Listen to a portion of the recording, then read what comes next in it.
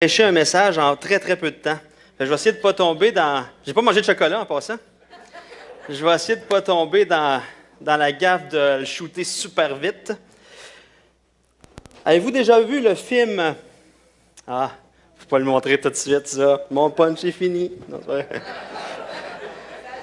Avez-vous déjà vu le film... c'était quoi dans le titre du film? Miss Personnalité, merci. Avec Sandra Bullock.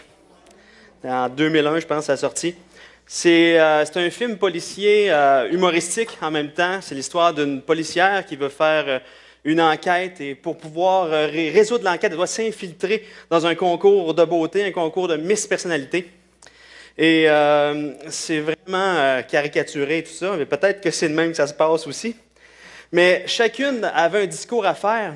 Et à un moment donné, dans le film, chacune disait son discours pour que les gens puissent voir, finalement, elles ne sont pas juste des belles filles, ils ont aussi une tête et des épaules, tu sais. Mais ce qu'ils disaient, les filles, chacune disait, leur aspiration la plus profonde, c'était la paix dans le monde, ou avoir un monde meilleur. Et tout le monde faisait « Ouh », tu sais. Chacune disait des choses, puis « Ah, moi, j'aspire à un monde meilleur ». Mais dans les coulisses du concours de beauté, ça se tirait les cheveux, ça se faisait des descentes du coude, c'était violent, c'était incroyable. Tout le monde aspirait à un monde meilleur, mais personne n'était capable de contribuer à un monde meilleur dans ce film-là. Aujourd'hui, dans notre société, dans notre monde, dans le monde réel, c'est vrai que tout le monde aspire à un monde meilleur. Hein? Tout le monde voudrait avoir une stabilité dans le couple. Tout le monde voudrait avoir des bonnes relations familiales. Tout le monde voudrait avoir un travail dans lequel il est heureux et qu'il s'épanouit. Tout le monde voudrait vivre heureux. Tout le monde aspire à un monde meilleur.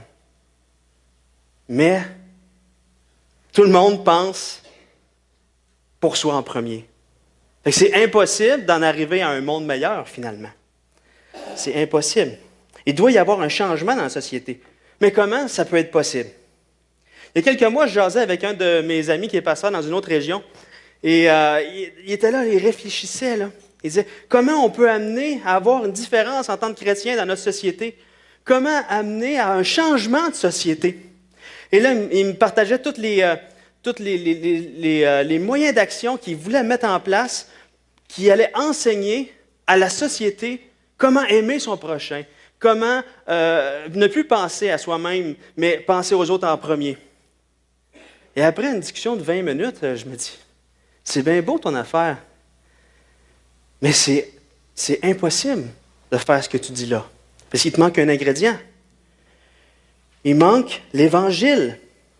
Sans l'Évangile, tu vas simplement enseigner une autre religion. Tu vas simplement enseigner aux gens à essayer d'aimer leur prochain, à essayer de faire une différence dans la société. Et les gens, tu leur donnes des choses à faire, une série de règles, une liste à faire, sans leur donner la puissance pour être capable de l'accomplir. Et tu vas juste apporter une autre religion. Les gens ont besoin de l'Évangile.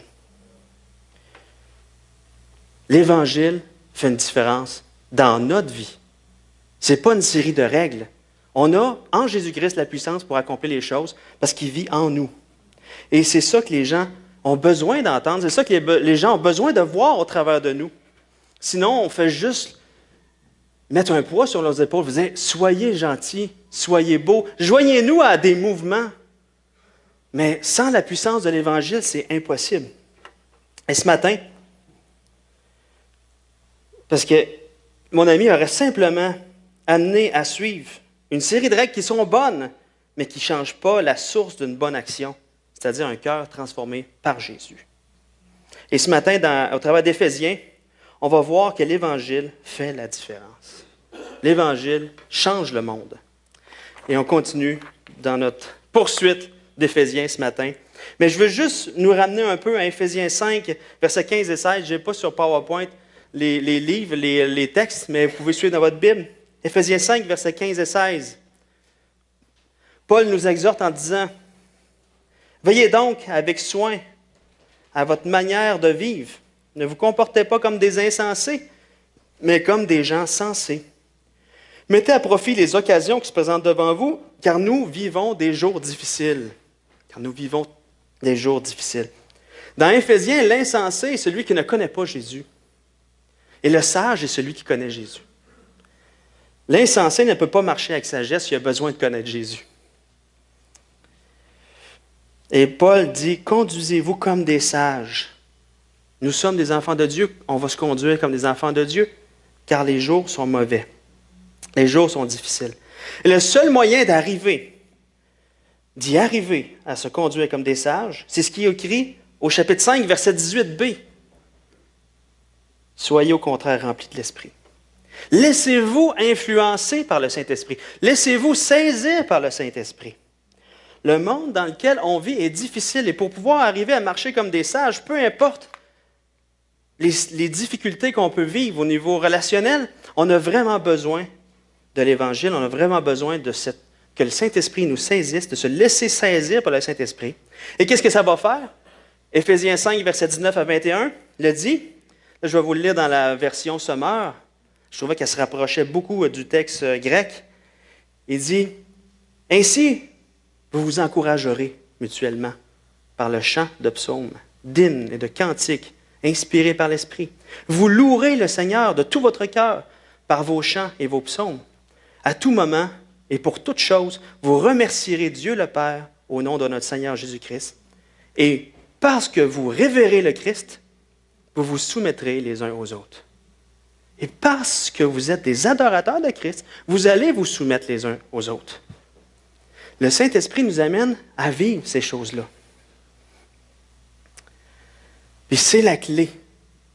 Tout le monde aspire à vivre, à avoir un monde meilleur, tout le monde aspire à ça.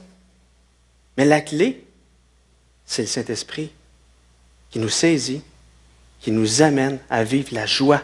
Une joie qui vient de lui, qui nous amène à l'adorer, qui nous amène à le remercier, à lui rendre grâce pour tout ce qui se passe. Et qui nous amène, relationnellement parlant, la clé, à être soumis les uns aux autres. L'Évangile fait une différence dans notre vie. Et c'est ça que les gens doivent voir. C'est pas juste, ils sont gentils, ils s'aiment les uns les autres. Mais pourquoi? C'est l'Évangile qui amène une différence. Et on a vu la semaine passée que dans la vie de couple, l'Évangile apporte vraiment une différence. En Jésus-Christ, qui lui a rétabli toutes choses, en lui, il nous a sortis de cette malédiction-là relationnelle entre l'homme et la femme, de dominant-dominé, pour nous amener à vivre cet amour-là comme Christ aime l'Église. L'Évangile transforme nos cœurs qui nous amène à voir, pas cette vision distorsionnée-là de la vie de couple au travers de la malédiction du péché, mais la vie de couple au travers maintenant de Christ qui aime son Église. Et ce que ça apporte vraiment, dans le chapitre 5, verset 21, verset 22 à 33 qu'on a vu la semaine dernière, c'est vraiment une application dans le couple de cette soumission mutuelle-là. Soyez soumis les uns aux autres. L'homme, c'est drôle à dire, est soumis à sa femme dans son rôle. De son rôle de chef, il est soumis à la femme dans son rôle de prendre soin d'elle, de l'aimer. Et la femme est soumise à son mari dans le sens de, elle se laisse aimer par lui, elle se laisse prendre soin, elle se laisse protéger. Et il y a cette soumission mutuelle-là dans les rôles que Dieu a donnés. Et aujourd'hui, on va voir une autre application, deux autres applications de cette soumission mutuelle-là, et qui apportent et qui démontrent vraiment que l'Évangile fait une différence concrète dans nos vies et que les gens voient ça et se disent « Hey, j'ai besoin de ce qu'ils vivent. J'ai besoin de penser comme ils pensent, de vivre. » Et ça apporte un changement dans ma vie parce que ça apporte un changement dans leur vie. L'Évangile fait vraiment la différence. Donc aujourd'hui, ce qu'on voit dans Éphésiens 6, versets 1 à 9, c'est une application de cette soumission-là les uns aux autres dans la famille et dans le travail.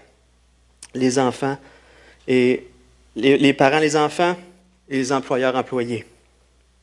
Et ça contribue à changer le monde parce que l'Évangile change le monde. Donc Éphésiens 6, versets 1 à 4. Enfants, obéissez à vos parents selon le Seigneur, car cela est juste. Honore ton père et ta mère. C'est le premier commandement avec une promesse, afin que tu sois heureux et que tu vives longtemps sur la terre. Et vous, pères, n'irritez pas vos enfants, mais élevez-les en les corrigeant, en les instruisant selon le Seigneur. C'est spécial, hein? Dans ce texte-là, Paul s'adresse directement aux enfants. Directement. Enfants, obéissez à vos parents. Obéir à ses parents, c'est loser un peu, hein, devant les amis. Il me semble, hein? Je me souviens, quand j'étais jeune, mes amis allaient à la pêche pas loin d'où que moi je restais. C'était 15 minutes en vélo, là. Puis moi, je ne sais pas pourquoi, je tombais toujours dans l'eau quand j'étais jeune. Puis je me suis noyé, comme je vous ai déjà raconté, je me suis noyé à l'âge de 4 ans, je pense, 2 ans et demi, 4 ans. Puis ma mère m'a réanimé. Fait que mes parents ont toujours eu peur de me laisser aller près de l'eau. Et mes amis allaient à la pêche dans un lac. Et je dis, bah, je peux-tu y aller? J'avais 15, 16 ans. Non, 14, 15 ans. Je dis, non, François, tu tombes dans l'eau tout le temps. Tu n'es pas prudent. Puis, Fait que là, mes amis, je leur dis, ah, mais c'est en fin de semaine, François, on s'en va à la pêche, puis on va triper, on va avoir du fun, puis on va en sortir du brochet. Je le sais qu'on va en sortir du brochet, mais mon père ne veut pas que j'y aille. Mais là, hey, il va être parti ce jour-là, ouais. Prends ton bicycle, puis viens nous rejoindre. Mais non, je ne l'ai pas fait. J'ai obéi à mon père, mais j'ai eu de la loser. Mais c'est pas loser pour Dieu. Vraiment pas. Paul donne 3 raisons d'obéir.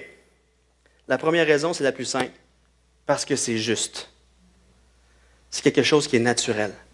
Paul réfère à la loi naturelle. La loi qu'il a mis dans notre cœur, que tout le monde sait, toutes les sociétés savent, toutes les communautés, toutes les races, les cultures savent que obéir à ses parents, c'est bien.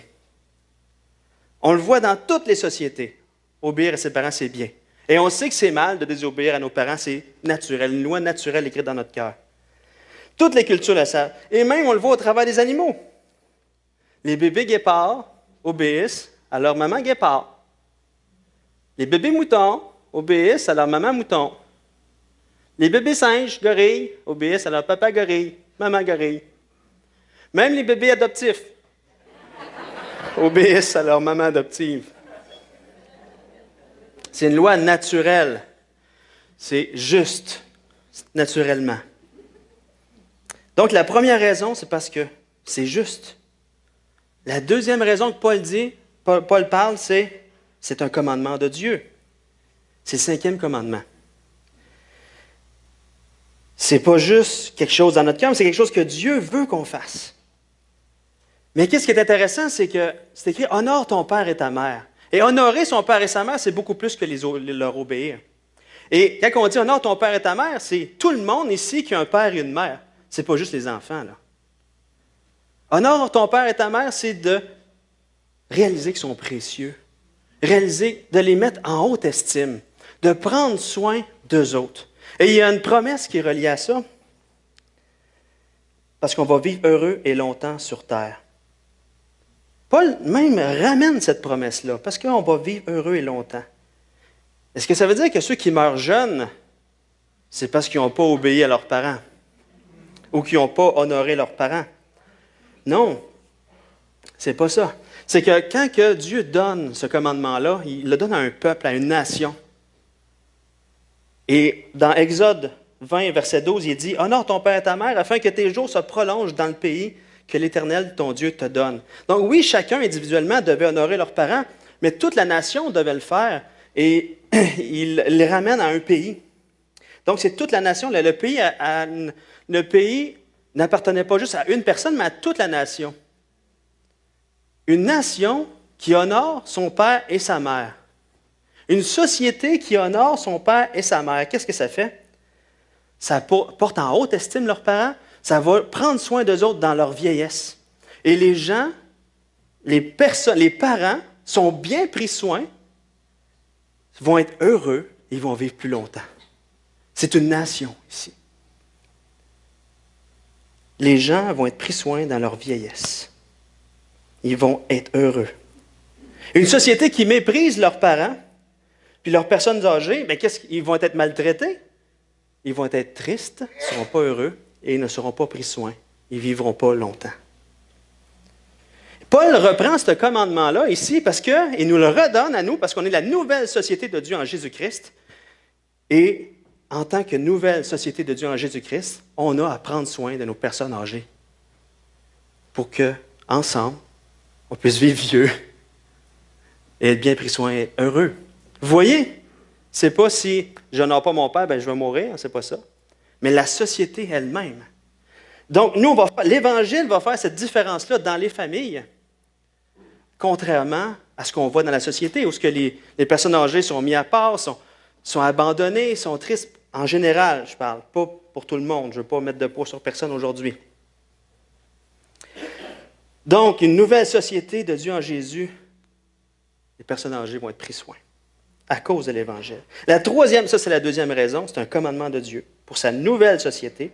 La troisième raison, Paul dit au verset 1, selon le Seigneur. Le sens, c'est à cause du Seigneur.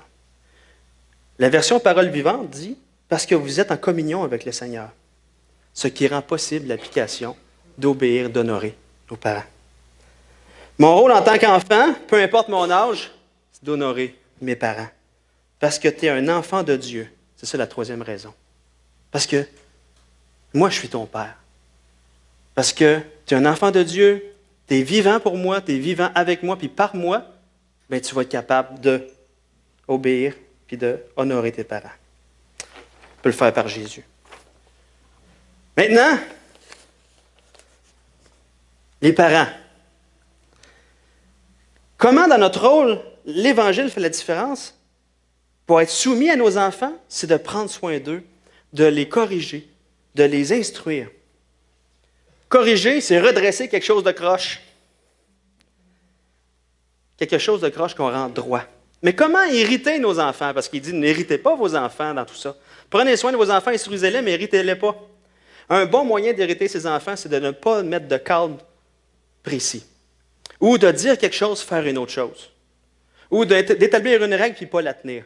Fait que là, les enfants, eux autres, sont là, puis ils n'ont pas de cadre, ils ne savent jamais, ils ne marchent pas dans l'assurance, ils ne se développent pas. Et ils sont irrités. Ils sont exaspérés. Ah ben là, je ne sais plus jamais quoi faire. Et je lisais à un moment donné une citation d'une adolescente qui dit « Mes parents ne m'aiment pas. Ils ne me disent pas jusqu'où je peux aller et jusqu'où je ne peux pas aller. Mes parents ne m'aiment pas. » Hey, des fois, on ne voit pas ça. Des fois, on dit « Ah, si on leur laisse le champ libre sur tout. Il me semble que je les aime. » Ben non, c'est l'inverse. Hein? Imaginez, vous êtes un employé d'un patron, et votre patron vous dit, je veux que tu me fasses une machine, je te donne ma carte de crédit, mais il ne te dit pas qu'est-ce qu'il veut, puis il ne te dit pas combien que tu as. OK, mais comment veux-tu te développer dans tes forces? Tu ne marcheras pas avec assurance. Là, tu as toujours la peur de mec qui voit ce que je suis en train de faire, qu'est-ce qu'il va dire, c'est ça que je voulais ou pas? Et là, quand tu as fini toutes tes affaires, il dit, ben là, c'est même pas ça que je voulais, puis en plus, tu as tout dépensé mon argent. Hey, on met des cadres aux enfants. Et les statistiques, comme l'instruction, par rapport à l'instruction, les statistiques du monde chrétien disent que qu'est-ce qui a le plus grand impact pour que les jeunes puissent rencontrer Jésus? C'est simple. Le temps de culte familial avec les enfants, leur donner l'occasion d'aller dans des camps chrétiens et l'occasion de participer à des voyages missionnaires. Ils vivent une expérience avec Dieu. Ils entendent toute leur jeunesse, qu'est-ce que Dieu a fait dans la vie de leurs parents. Et là, sur le terrain, en voyage missionnaire ou dans les camps, ils voient Dieu agir. Là, ils se disent, ben oui, c'est vrai, je mets ma foi en ce Dieu-là. Ils deviennent un chrétien de première génération au lieu de surfer sur la foi de leurs parents. Les voyages missionnaires, les camps chrétiens, le culte familial. Tout ça peut être lourd pour les parents, mais encore là, il y a la petite phrase du verset 4 qui dit « selon le Seigneur ». À cause du Seigneur, parce que vous êtes en communion avec le Seigneur. Jésus nous accompagne dans notre rôle de parents. L'Évangile fait une différence dans notre vie familiale. Une famille qui prend soin mutuellement les uns les autres va avoir un impact sur les gens qui nous regardent. Juste une petite anecdote, c'est pas pour me vanter, là, mais un moment donné, mon fils Noé devait aller à l'hôpital pour des prises de sang à cause un test de lactose, parce qu'il a souvent mal au ventre. Et là, Nastasia était là avec, là, j'étais allé les rejoindre à l'hôpital. Et là, on était assis les trois à l'hôpital, puis Noé avec toute la brimballe de prise de sang et tout ça. Puis, et là, j'essayais de changer les idées, on riait, On avait du plaisir à l'hôpital. Mais ce que je ne savais pas, c'est qu'il y a une petite madame qui nous regardait. Tout le long. Elle a dit qu'elle nous avait regardé tout le long. Puis, on prenait soin les uns les autres, naturellement, parce qu'on s'aime. Puis, Noé était nerveux, fait qu'on voulait... on le servait pour qu'il sorte de sa nervosité, change des idées, tout ça. Ma femme, elle n'aime pas les piqûres, les prises de sang, tout ça, mais elle aussi était nerveuse. Moi, je faisais un peu mon clown. Et là, quand on a eu fini les prises de sang, on se lève, on s'en va. La madame me prend par le bras. Elle dit, « Hey, j'ai été touché par l'amour que vous avez dans votre famille. Ça m'a fait du bien de voir ça. » Et là, moi, comme un niaiseux, on n'avait pas le temps, il fallait partir. J'aurais dû prendre cette porte-là puis dire, bien, c'est à cause de Jésus. C'est Jésus qui vient en nous, qui nous donne cet amour-là les uns pour les autres. Bien, j'ai dit, merci madame, vous m'encouragez. Je suis parti. Eh boy, hein? Seigneur, donne-moi la sagesse de prendre toutes les portes que tu rouvres. Hein? C'est Paul lui-même qui prie ça. Donc, j'ai déjà passé mon temps. En 1 seconde et quart, j'ai juste que vous compreniez dans les versets 5 à 9, la relation serviteur-maître, employeur-employé ou responsable de bénévoles et bénévoles, que l'Évangile, et je vais vous lire le texte là, Éphésiens 6, versets 5 à 9. Serviteurs, obéissez à vos maîtres selon la chair, avec crainte et tremblement, dans la simplicité de votre cœur, comme à Christ. Non seulement sous leurs yeux, comme pour plaire aux hommes, mais comme des serviteurs de Christ qui font de bon cœur la volonté de Dieu. Servez-les avec empressement, comme servant le Seigneur et non des hommes, sachant que chacun, soit esclave, soit libre, recevra du Seigneur selon qu'il aura fait de bien. Et vous, maîtres, agissez de même à leurs parents, abstenez-vous de menaces, sachant que leur maître et le vôtre est dans les cieux, et que devant lui, il n'y a pas de favoritisme. Ces versets-là s'insèrent aussi dans cette phrase-là qui dit « Soumettez-vous les uns les autres, parce que vous révérez Christ ». Quand on est conscient de qui on est, en tant qu'employé, je suis avant tout un enfant de Dieu. Si je suis un plombier, je suis un plombier de Dieu. Si je suis un employé, je suis un employé de Dieu. Donc tout ce que je fais, je le fais comme à Dieu parce que je suis quelqu'un de Dieu. Et Dieu m'a donné toutes mes capacités, mes habiletés. Pourquoi? Pour bénir mon employeur. Dieu veut bénir l'employeur au travers de moi. Vous voyez? C'est juste d'adopter qui je suis au travail. Je suis une secrétaire? Je suis une secrétaire de Dieu, premièrement. Fait que quand tu travailles, là... Non, c'est vrai. Et vous, maître, agissez de même à leur égard. Même chose. Tu es un employeur. Tu es là pour être une bénédiction pour ces gens-là qui travaillent pour toi. Une bénédiction pour leur famille. Une bénédiction... Et parce que tu es un enfant de Dieu, que tu es sauvé pour bénir. Et quand on pense à ça, on va vraiment, à cause de qui on est en Jésus, puis par Jésus, être soumis les uns aux autres dans notre rôle. Et l'Évangile va faire une différence. Que notre employeur ou notre employé soit chrétien ou pas, ça va faire une différence. L'Évangile fait une différence dans nos relations de couple, de famille, de travail.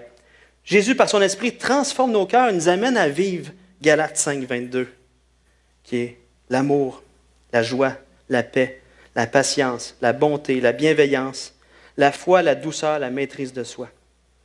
Dans le monde dans lequel on vit, tout le monde aspire à une belle relation de couple, une belle relation de famille, une belle relation de travail. C'est l'Évangile qui apporte la différence. L'Évangile apporte le témoignage de la vie de Jésus en nous. Le témoignage de la vie de Jésus dans un monde sans espoir pour les couples, sans espoir pour les familles, sans espoir pour les travailleurs, à cause des relations abuseurs-abusés. Le témoignage de la vie de Jésus dans les relations est ce qu'il y a de plus puissant et pertinent pour présenter l'Évangile. Donc, vous voyez tous les moyens d'action qui ont été donnés tantôt, que ce soit J'aime mon voisin, que ce soit SEM, que ce soit les Gédéons, que ce soit les fermiers chrétiens, les voyages missionnaires et tout ça. Soyons conscients qu'avant tout, au travers de ça, c'est juste des occasions d'entrer en relation avec des gens, mais c'est de connecter à Jésus, c'est d'être conscient qui je suis en Jésus, et me laisser saisir par le Saint-Esprit, et de servir les autres pour qu'ils soient bénis, pour que les gens puissent voir que c'est Jésus qui fait toute la différence dans nos cœurs.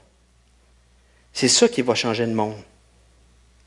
C'est le témoignage le plus puissant de la vie de Jésus pour les gens qui ne le connaissent pas encore. Ensuite, les gens vont nous poser des questions et de ne pas faire comme moi ce que j'ai fait à l'hôpital. Saisissons la porte que Jésus nous ouvre. Je termine avec Matthieu 5,16. Merci pour votre patience. Que votre lumière luise ainsi devant les hommes, afin qu'ils voient vos bonnes œuvres et qu'ils glorifient vous, non, votre Père qui est dans les cieux. On va prier. Seigneur Jésus, je te prie d'utiliser nos couples, nos familles, nos emplois pour démontrer qui tu es, Seigneur. Seigneur, on veut se laisser travailler par toi, on veut se laisser saisir par ton esprit pour que tu puisses témoigner de ta vie, Seigneur, au travers de nous, que les gens puissent être vraiment subjugués, vraiment tout mêlés, voyons qu'est-ce qui se passe dans leur vie, mais que ça puisse être vraiment vers toi, Seigneur, pour ta gloire à toi. On veut que des gens te connaissent, viennent à toi, utilise tout ce qu'on est, Seigneur, pour ta gloire. Amen.